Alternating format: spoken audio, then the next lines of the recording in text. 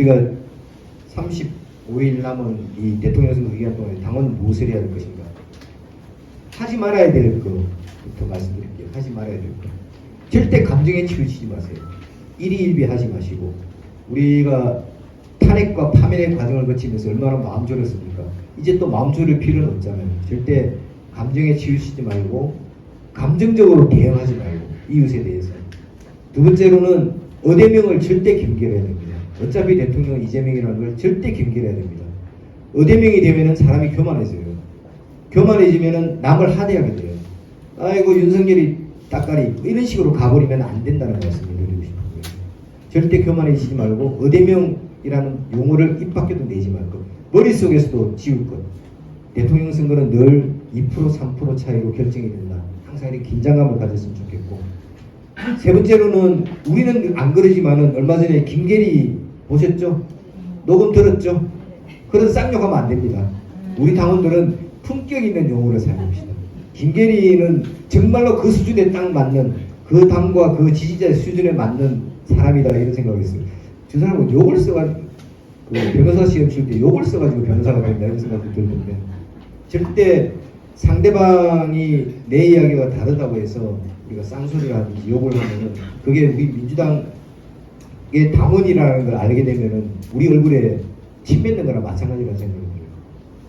그 다음 세 번째로는 우리 스스로가 사실을 이렇게 조작하거나, 물론 그러시진 않겠지만 절대 해서는 안 되고, 반드시 팩트 체크 이후에 말을 정하고 팩트 체크 이후에 생각을 정리해 주십사 하는 말씀을 드리고, 세 번째로는 부주의한 행동을 하지 말자는 건데, 예를 들면은 이전에 YS 선거할 때 정주영이라는 사람이 나왔었거든요. 아시나요?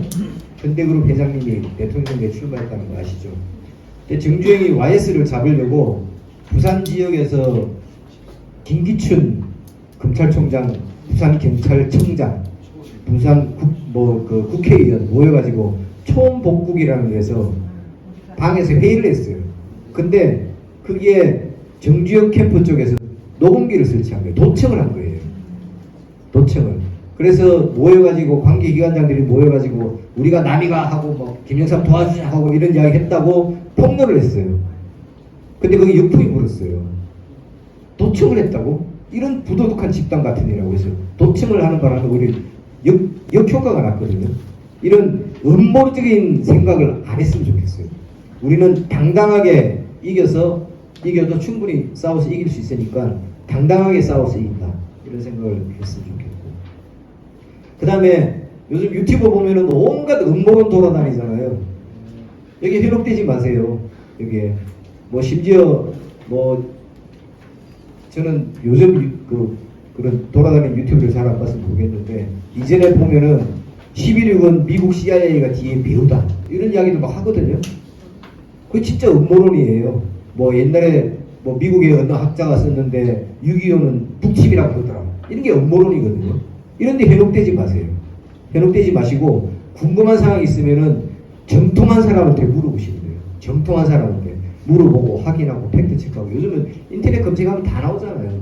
인터넷에 물론 위키피아인가?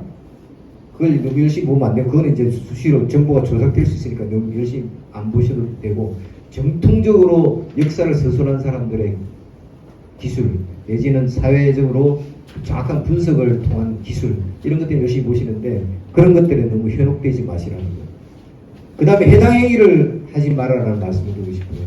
해당 행위가 당을 막 욕하고 이런 게 해당 행위가 아니에요. 가장 중요한 해당 행위는 개인의 사욕을 위해서 당을 팔아먹는 거예요. 개인의 사욕을 위해서. 당에서 가능한 한 뭐 명함이나, 물론 명함은 개인 돈으로 다 만드시긴 해야 되겠지만, 직함이나 이런 걸 함부로 많이, 대선 때를 제외하고 많이 못 주는 가장 큰 이유가, 지난번 대통령 선거 때 윤석열이 120만 장의 임명장을 뿌렸다고 그러거든요. 그 이후에 그 뉴스 검색해보면은 그 선대위에 관여했던 많은 사람들이 범죄를 저질렀어요. 근데 그 범죄를 저지를 때 항상 타이틀이 붙는 게 윤석열 선대위에 뭐 했던 사람, 이렇게 붙어요. 당의 이름으로 개인의 사욕을 취하는 것만큼 큰 해당 행위는 없다고 생각해요. 당원들이 할 수 있는 것 중에는. 지도자들이 해당 행위 많이 하죠. 이낙연 같은 사람도 있고 하니까 뭐 명백하게 물론 지금 탈당해서 해당 행위는 아니지만은 그런 분도 있겠지만은 당원들의 해당 행위는 당을 이용해서 개인의 사욕을 취하는 것 그것이 가장 큰 해당 행위라고 생각하거든요. 민원을 해결하는 것과 개인의 사욕을 취하는 것은 다른 거예요. 민원이라고 하는 것은 자기의 억울한 부분을 당과 정치인들을 통해서 해결해 나가는 것이고 그렇지 않고 뭐 시청에 가서 나 민주당 누군데 뭐 좀 해줘 이게 안 되는 거예요. 그게 해당 행위예요. 그런 것 하지 말라는 말씀을 드리고 싶고 그럼 이제 우리는 그런 거 하지 말아야 되는데 그럼 당으로 뭐 하란 말이냐 이제부터 이제 선거의 기법에 들어가는 건데 여러분 모두가 나는 왜 이재명을 지지하는가 아니면은 나는 왜 민주당 후보를 지지하는가에 대한 확실한 확고한 하나의 이 프레임을 갖고 있어야 돼요. 프레임을. 그래야지 설명이 단순해져요.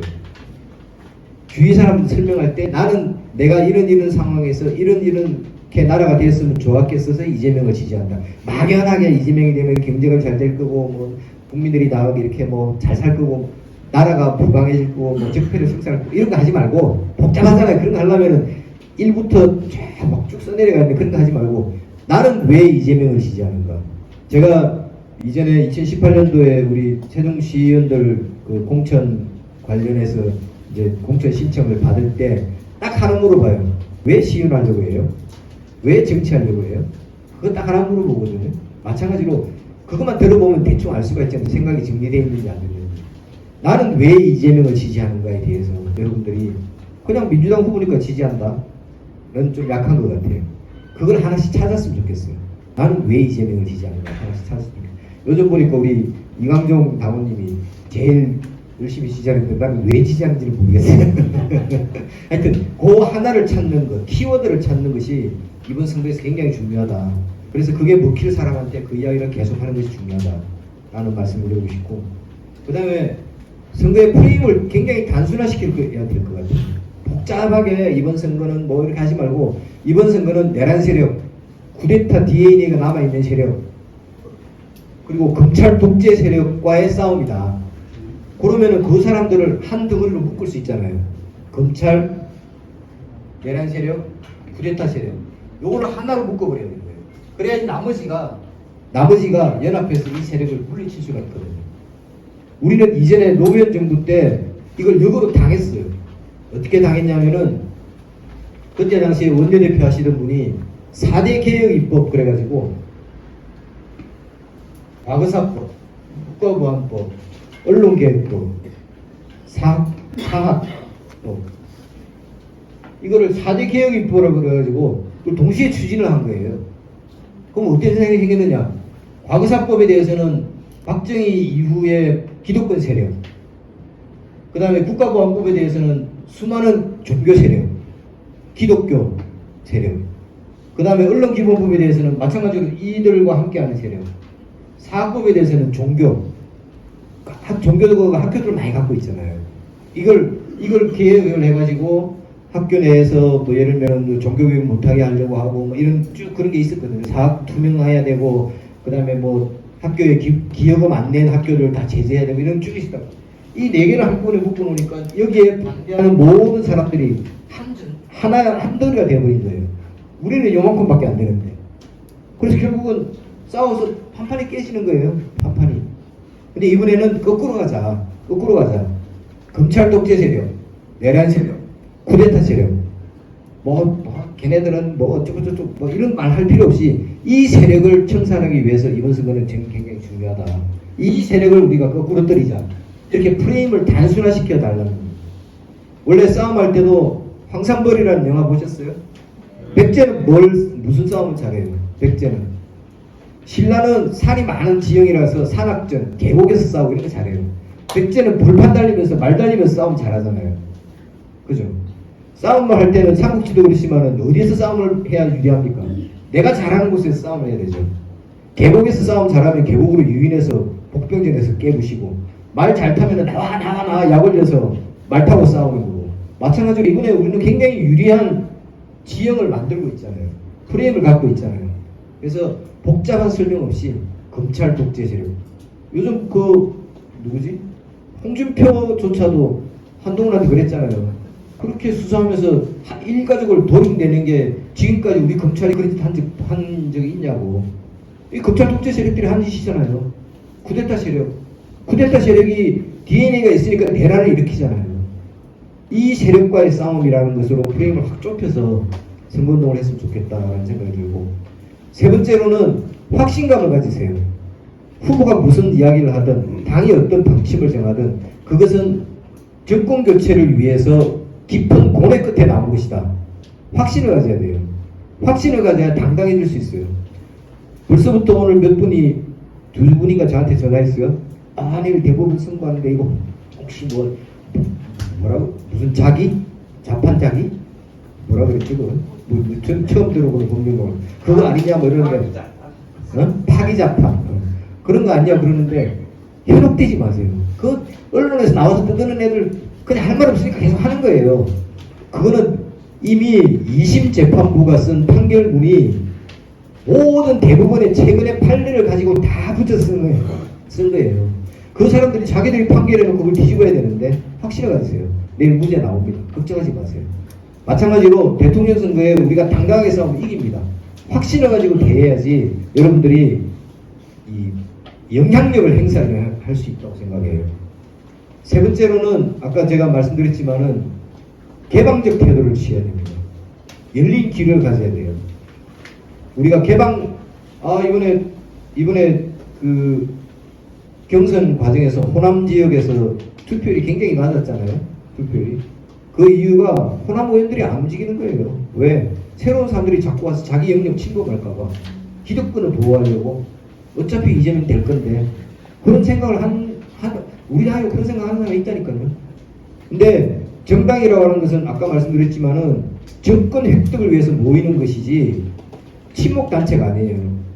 또 개하는 게 아니에요. 나하고 친한 사람들 뭐 등산 모임 하듯이 등산 좋아하는 사람들 모이는 게 아니고 등산 좋아하는 사람, 해수욕 좋아하는 사람, 캠핑 좋아하는 사람, 명상 좋아하는 사람, 이런 사람들이 다 정권 획득을 위해서 모이는 곳이 정당이거든요. 그래서 항상 개방적인 태도를 취해 달라는 말씀을 드리고, 그래야지 외연이 확장될 수 있어요. 그 다음에 이건 굉장히 중요한 말씀인데, 상대방하고 이렇게 논쟁을 하잖아요. 이재명을 두고도 논쟁할 수 있고, 윤석열을 두고도 논쟁할 수 있고, 저쪽 후보가 누가 되면은 또 한동훈 같이 그 강남 8학군 좋아하는 사람들 심리를 이해 못하겠던데, 다 그 강남 8학군 근처도 못 가보신 분들이 그런 분이 되게 좋아하고 그러는데, 싸울 때는 내가 이길 수 있을 때만 싸워야 돼요. 싸움이 연장되는 싸움 하지 마세요. 그냥 피하세요. 그 자리를. 피하시는 게 제일 좋아요. 내가 이 사람을 습득할 수 있겠다. 이 사람이 조금 넘어올 수 있을 것 같다. 라고 할 때 논쟁도 하고 싸우고 하는 거예요. 그렇지 않으면 아예 확고한 30%의 사람들은 확고한 검찰 내란 쿠데타 지지 세력이에요. 여러분들 길 가다가 만나는 10명 중에 3명은 무조건 여기에 해당되니까 모든 사람을 내가 다 포교 활동을 해야 되겠다는 욕심을 버리셔야 됩니다. 아시겠죠?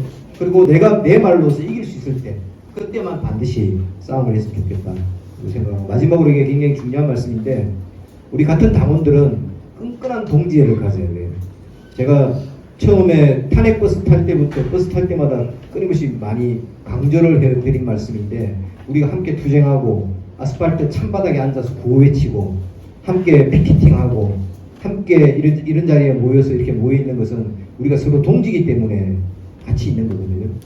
끈끈한 동지를 가져야, 동지 간에 대한 신뢰가 있어야 여러분들이 이번 선거를 편하게 치를 수가 있을 겁니다. 아, 나는 막 열심히 새벽부터 나가서 일하는데 걔는 나오지도 않고 일도 안 하고, 이런 생각 하지 마세요. 무슨 사정이 있겠지, 몸이 안 좋겠지, 아니면 무슨 일이 있겠지. 그렇게 이해하실 수 있으면 이해하시라는 거예요. 그렇게 하셨으면 좋겠다는 생각을 들고, 세 번째로는 마지막으로 당부를 드리겠습니다. 당부를 드리는데, 이번 선거를 잘하면 나한테 뭐 떨어지나? 이런 농공행상을 생각하지 마세요. 아무것도 안 떨어집니다. 나라가 좋아질 뿐입니다. 또한 한 가지 당부드리고 싶은 것은, 대선 기간 중에 지방선거 이야기하지 마세요. 지방선거를 말씀하지 말라고 하는 가장 큰 이유는, 지방선거를 말씀하면 우리가 서로 다 아는 사이이기 때문에 당이 분열될 가능성이 있어요. 당원들의 마음이 상처를 받을 가능성이 있어요. 그래서 대선 기간 동안에는 오로지 대통령 선거의 승리를 위해서 내가 일로 매진한다. 그 생각만 하셨으면 좋겠어요. 지금 뭐 시장이었더니 시의원이 누구 지역의 시의원이었더니 이런 이야기 나오면은 거기에 반대하는 사람이 있고 찬성하는 사람이 있고 이러다 보면은 대통령 선거를 치러야 되는데 거기에 자꾸 매몰되어 있는 결과를 가져온다니까요.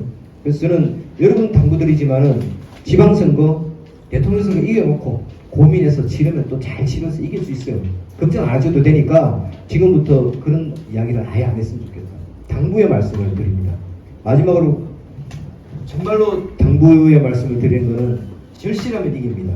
절실한 마음으로 우리가 절실한 마음으로 진실된 자세를 가지고 성실한 태도를 가지고 이번 대통령 선거에서 반드시 승리해서 80% 투표율을 하려고 했더니 지난번에 80% 투표율이 이미 달성됐더라고요. 그래서 이번에는 우리 각 지역은 85%의 투표율 달성합시다.